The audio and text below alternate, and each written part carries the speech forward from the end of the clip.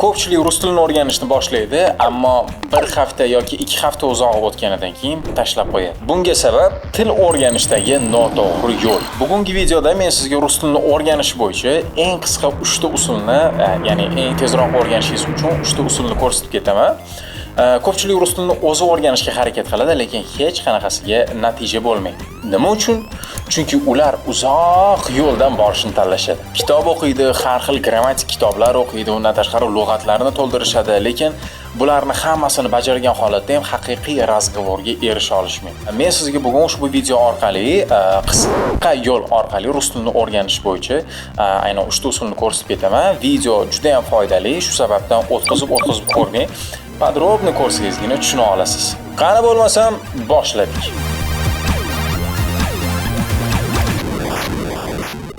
Birinchi usul.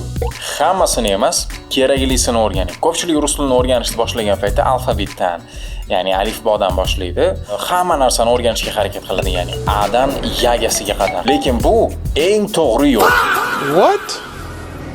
Lekin bu eng noto'g'ri yo'l deyish kerak edi. Chunki rus tilida umumiy olib qaraydigan bo'lsak, 150 mingdan ortiq so'zlar bor va qo'pol qilib aytganda, bu so'zlarni yodlash uchun odamni umri yetmaydi.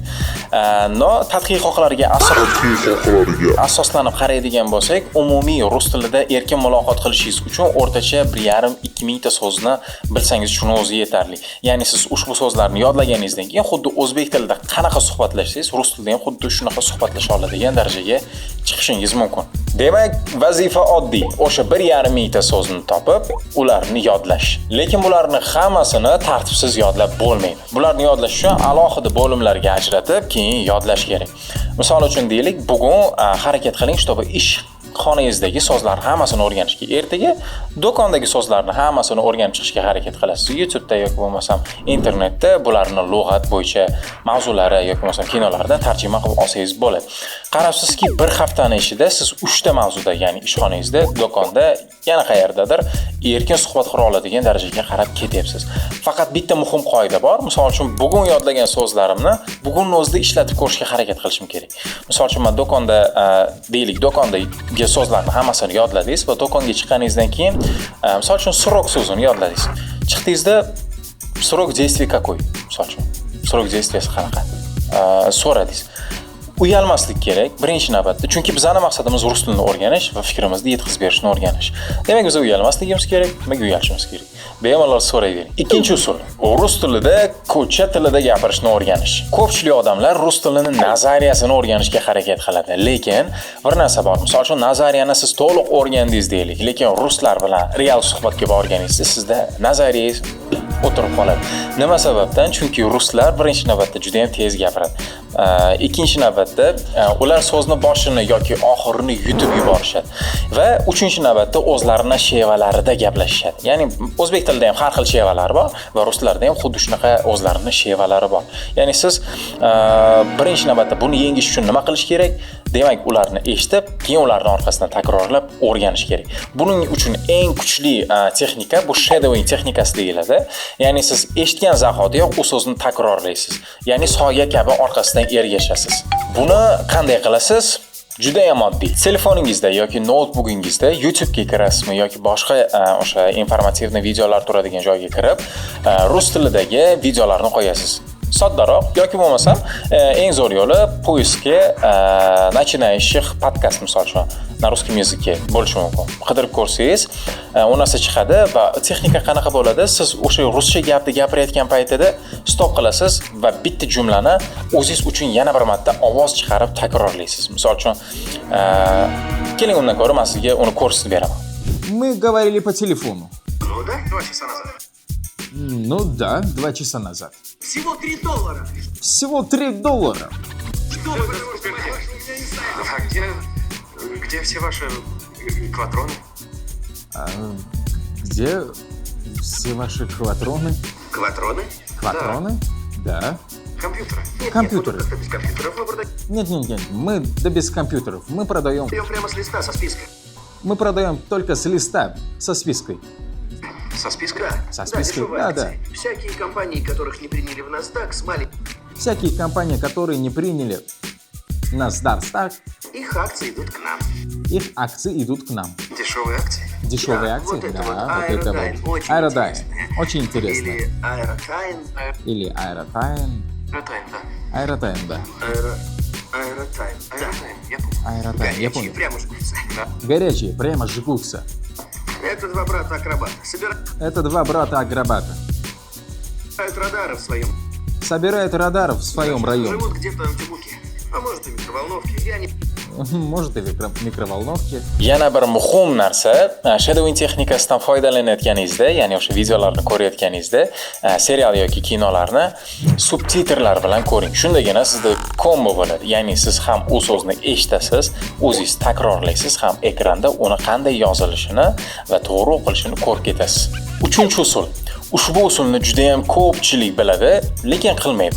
Lekin aslida ana shu usul juda ham ko'p insonlarni razgovorga chiqishiga yordam beradi. Ya'ni, nima deydi, razgovorga chiqishingizga eng tez yo'l mana shu usul hisoblanadi. Har kuni ruscha gapiring, hattoki suhbatdoshingiz bo'lmasa ham. Sababi juda ham ko'p odamlar rus tilidagi so'zlarni biladi, даже so'zlarni ohangi ham qulog'iga o'tirgan, lekin gapirishga uyalishadi. Buni eng zo'r yengishning usuli esa bu o'zingiz qolganingizda uyda bir o'zingizga gaplashishingiz. Misol uchun o'zingizga o'zingiz deysiz: "Сегодня я проснулся в 7 часов. На улице очень холодно, мне нужно на работу. Bugun soat 7 da uyg'ondim, tashqari sovuq va men ishga borishim kerak" deysiz. Yoki bo'lmasa mana kechki paytda ovqat pishirayotganingizda o'zingizga o'zingiz gapirasiz. "Я готовлю ужин. Я сделаю суп. Мне нужно купить хлеб." Ya'ni men kechki ovqat pishiryapman, bugun sho'rva tayyorlayman va non olib kelishim kerak deysiz. Ko'pchilik o'ylashi mumkin, bu juda ham oddiy so'zlar-ku deb, lekin aslida aynan razgovorni mustahkamlash uchun miyada bor barcha rus tilidagi bazadan foydalangan holda so'z ishlatiladi. Misol uchun sizda kamroq baza bo'ladigan bo'lsa, sizni hech kim urushmaydi, chunki siz o'zingiz bilan o'zingiz suhbat qilyapsiz. Va yangi so'zlarni o'rgandingiz degan zahoti o'sha yangi so'zlarni ham qo'shib ishlatishni boshlaysiz. Va yana bitta narsani qo'shimcha qilib ketaman, yana bitta zo'r usul bor. Ya'ni siz telefoningizni olasiz, zapisni bosasiz va o'zingizni suratga olasiz, ya'ni videoga olasiz va rus tilida gapirishni boshlaysiz. Bu nimaga yordam beradi? Zapisni tugatib, o'zingizni bosganingizdan keyin har bitta xatoyingizni siz tashqi ko'z sifatida ko'rishni boshlaysiz. Misol uchun bu so'zni noto'g'ri aytibman. Ha, mana bu harfning talaffuzi aslida mana bunaqa bo'lardi. Men esa mana bunaqa aytibman degan kamchiliklarni miyangiz avtomatik qabul qilishni boshlaydi va uni to'g'rilashga harakat qilasiz. Do'stlar, agar siz rus tilini amaliy va nima deydi, mustahkam o'rganmoqchi bo'lsangiz, sizga Razgovor.uz onlayn rus tili kurslarini tavsiya beraman. Ko'pchilik o'zboshimchalik bilan rus tilini o'rganishga harakat qiladi. Ya'ni har xil video darslar ko'radi yoki kitoblar o'qiydi, nazariyani o'rganish uchun har xil materiallarni ko'radi, lekin natija bo'lmaydi. Nima uchun? Chunki tizim yo'q, yo'l ko'rsatuvchining o'zi yo'q. Bizda esa hamma narsa tizimli. Ya'ni bizda siz uchun alohida ustoz ajratiladi, jonli dars uchun va undan tashqari mentorlaringiz bo'ladi. Haftada umumiy olib qaraganda 7 kun dars bo'ladi. 3 kun grammatikani siz zamonaviy platformada o'rganasiz. 3 kunni ustoz bilan siz jonli razgovor darslarini olib borasiz. Va undan tashqari yakshanba kuni bir kun kreativ bo'lgan musiqali darslar sizga bonus sifatida qo'shib beriladi. Eng muhimi 90 kunning ichida razgovorga chiqishingizga 100% kafolat beriladi qonuniy shartnoma asosida. Agar siz darslarda hammasida aktiv qatnashib turib ham, lekin razgovorga chiqmasangiz, to'liq summangiz, ya'ni 100% sizga qaytarib beriladi.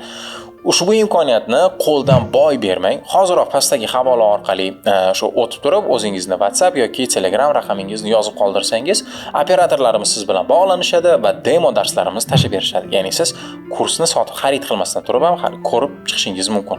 Xo'sh, keling bugun siz bilan o'rgangan narsalarimizni barchasini bitta qaytarib olamiz. Birinchi usul: hammasini emas, keraklisini o'rganing. Ya'ni aytganimizdek 1,5 mingta, 2 mingta so'zni olib turib, ularni bo'limlarga ajratib turib o'rganishimiz kerak. Ikkinchisi esa qo'rqmasdan eshitgan gapimizni qayta takrorlashimiz kerak. Ya'ni shadowing texnikasi. Uchinchisi esa uyda yolg'iz qolganimizda o'zimiz bilan o'zimiz qayta suhbat qilishimiz. Rus tilini o'rganishning eng qisqa va eng tez yo'li bu to'g'ri usulni tanlab va har doim davomiylikni ushlab turish, ya'ni doimiylikni. Katta doriga osilib olish umuman kerak emas, muhimi doimiylik va to'g'ri yo'nalishda yursangiz shuni o'zi yetarli. Demak, ushbu video sizga foydali bo'lgan bo'lsa, juda ham xursandman. Podpiska bosib qo'yishni unutmang, bu videoga like bosishni ham unutmang. Keyingi yanada qiziqarli kontentlarni o'tkazib yubormaslik uchun qo'ng'iroqchani bosib qo'ying. Demak, sizlar bilan разговор jamoasi bo'ldi va men Ramazonov Jamshid. Charchamang. На свою дугу не навстречу только ветер. Не светит солнце, хоть и говорили все тут, что мне ничего не светит. И мы раскрасим серый пит, подарим ему улыбку, я момент, извините, не пишите, не звоните, нет. Каким бы трудным ни был путь, иду, куда глаза глядят и куда ноги ведут, эй.